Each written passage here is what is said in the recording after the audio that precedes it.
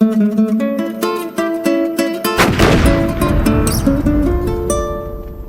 வீடியோவை பார்த்ததுக்கு உங்களுக்கு ரொம்ப நன்றி.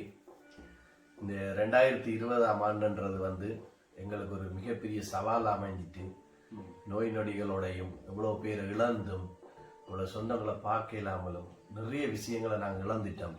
பண ரீதியாக, பொருளாதார ரீதியாக, அன்புன்றது கூட இந்த அளவில் இழந்து தான் போயிட்டுது. இனி வரப்போகிற 2021 எங்களுக்கு நல்லது அமையணும் என்று கடவுளை வேண்டிக்கிறேன். இந்த 2021 மிகவும் நல்லபடியாக நமக்கு அமைய வேண்டும். அரசாங்கம் சொல்லும் சுகாதார விதிமுறைகளை நாங்கள் கடைபிடிக்க வேண்டும். அதை எமது பிள்ளைகளுக்கோ உறவினருக்கோ சொல்ல வேண்டிய தேவையும் நமக்கு இருக்கிறது. அது மட்டுமல்லாமல் நீங்கள் உடல் பயிற்சிகள் செய்வதன் மூலம் உங்கள் உடல்களை நீங்கள் வலுப்படுத்திக் கொள்ளலாம். மற்றும் மரக்கறி வகைகளை உண்ணுங்கள்.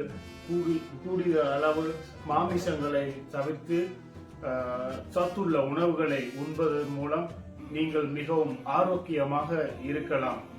நோயற்ற வாழ்வே குறைவற்ற செல்வம்.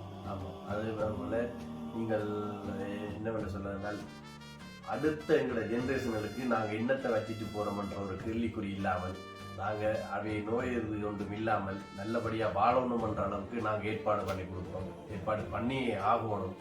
எல்லாரும் நீ காலகட்டங்கள் எப்படி இருக்கிறோம்ன்றது தெரியாது. 2021ன்றது எங்களுக்கு எந்த ஒரு நோய் நொடியும் இல்லாமல் நல்ல ஒரு ஆண்டா பிறக்கணும் என்று ஆண்டவனை கேட்டு